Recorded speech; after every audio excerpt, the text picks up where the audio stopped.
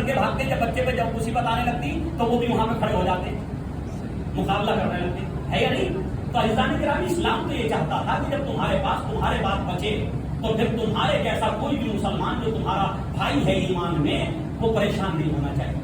ٹھیک، آپ ایک بستی کے اندر رہتے ہیں، آپ نے اپنے بیٹے کو اچھا بڑا انجینئر بنا دیا، کوٹھی بنائی 2 کروڑ کی. ٹھیک، میں کہہ رہا ہوں اچھا ہے، خداوند عالم اور جو ہے آپ کو پیسہ دے اور آپ جو ہے 1 نہیں 2 کوٹھیاں بنائے تو بستی کے اندر. لیکن بازو میں جو غریب تھا وہ مزدور بن گیا، غریب کا بچہ مزدور بن گیا نا، تو کیا آپ اس کوٹھی کو بنا کے سکون سے رہ سکیں گے؟ کیا اس کوٹھی میں، اس بنگلے میں آپ سکون سے سارے آسائش کے سامان لے آئیے آپ، ٹھیک نا، سکون سے رہ سکیں گے؟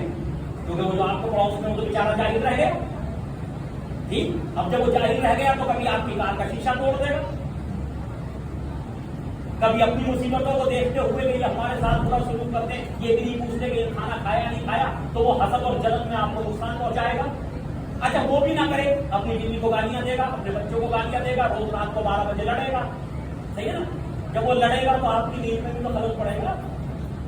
ٹھیک، تب ایک ہی راستہ بچتا کہ اگر اس 2 کروڑ کی کوٹھی میں ساری آسائشوں کے باوجود اگر آپ چاہتے سکون کی زندگی گزاریں تو اس بات کا بھی اہتمام کر کے چلیں، اس غریب کا بچے کو مضبوط نہ بننے دیں، اسے بھی تعلیم سے زیور سے مزین کر دیں. جب آپ بھی تعلیم یافتہ ہوں گے، وہ بھی تعلیم یافتہ ہوگا، تو دونوں کی زندگی سکون سے گزر جائے گی.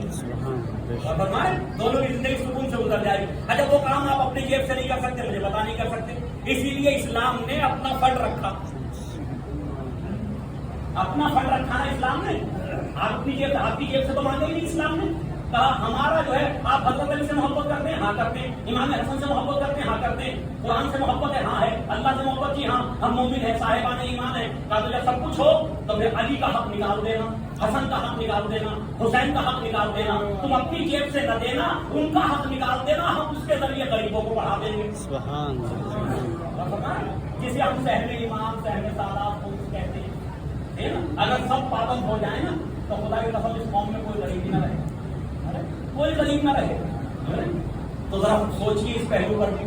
کسی غریب کو اگر مرحومین کی طرف سے ڈریس خرید کے دے سکتے ہو تو کسی غریب بچے کو اسکول کی فیس دے سکتے ہو مرحومین کی طرف سے، بہترین اجر و ثواب ہوگا، اصالہ ثواب ہوگا. کرو وہ کام کرو.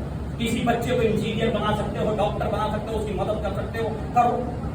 یہ ہونا چاہیے نہیں ہونا چاہیے. ٹھیک، ہمارے جیسے لوگ اس میں بیچ میں آتے ہیں تو ہمیں کہا جاتا ہے علماء کا تو کام یہی رہ گیا چندے کرنے کا.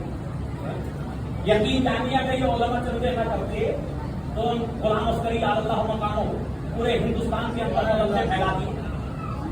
کائے سے پھیلائے؟ آپ سے 2 روپے ان سے مانگے، 2 روپے ان سے مانگے، 4 روپے ان سے مانگے، ذلیل ہوئے خود. اپنی آنکھوں میں بھی ذلت محسوس کرتا ہے انسان. لیکن اس کے بعد جو ہے وہ وقت بھی آیا کہ اتنا بڑا کام کر گئے کہ آج ہر مومن ان کے لیے سورہ فاتحہ پڑھ رہا، ان کے لیے رحمت کی دعا کر رہا. ایسے ہی ہے نا عزیزان گرامی.